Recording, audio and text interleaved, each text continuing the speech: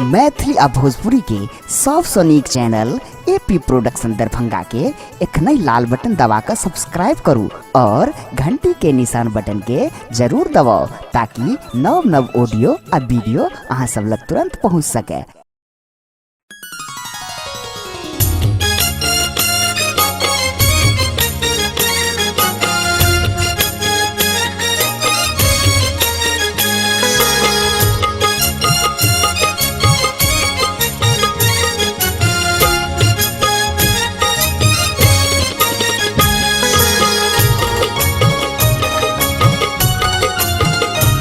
एखन अपने सब सुन रहल छी एपी प्रोडक्शन के भक्ति में प्रस्तुति।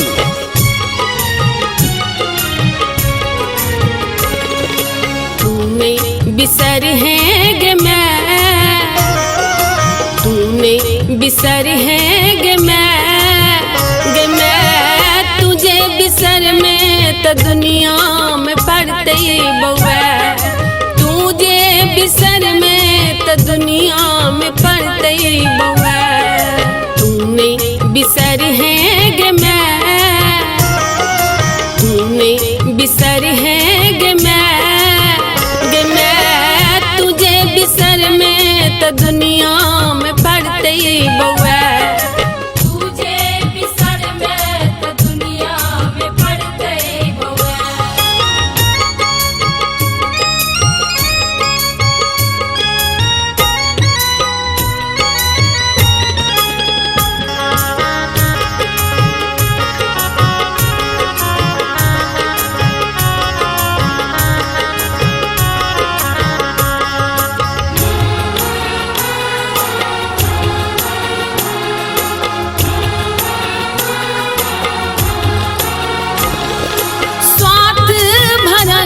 संसार सगरो कियो ने कानब सुनै छै केकरो,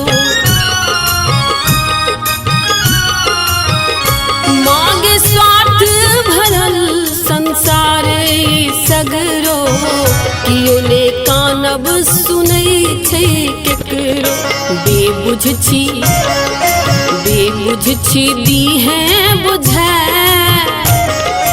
बेबुझ छी दी है बुझा गे मैं तुझे बिसर में तो दुनिया में पड़ते बउआ, तुझे बिसर में तो दुनिया में पड़ते बउआ।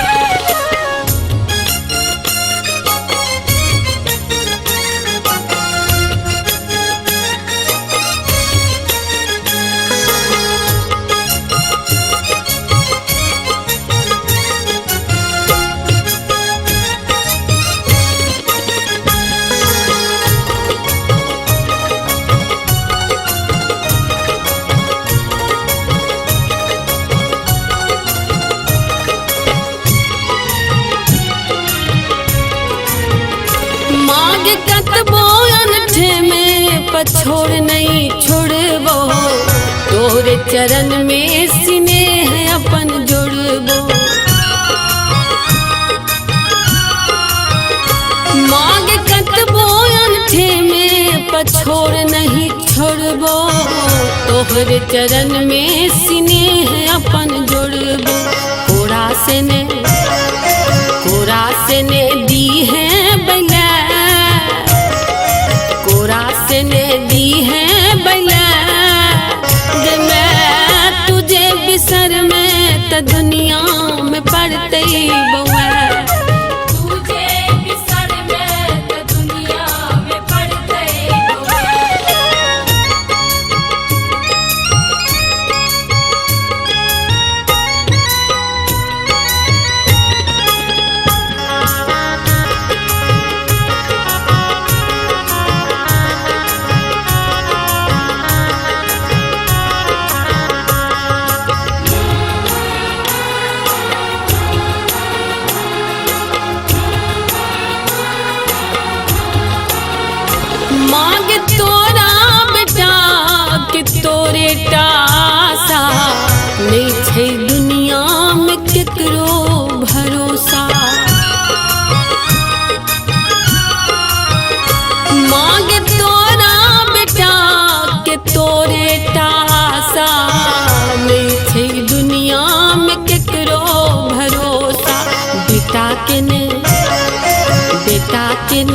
है बिसरा, बेटा के ने दी है बिसरा गे मैं तुझे बिसर में तो दुनिया में पड़ते बउआ। तुझे बिसर में तो दुनिया में पड़ते बउआ। तूने बिसर है गे मैं, तूने बिसर है गे मैं तुझे बिसर में तो दुनिया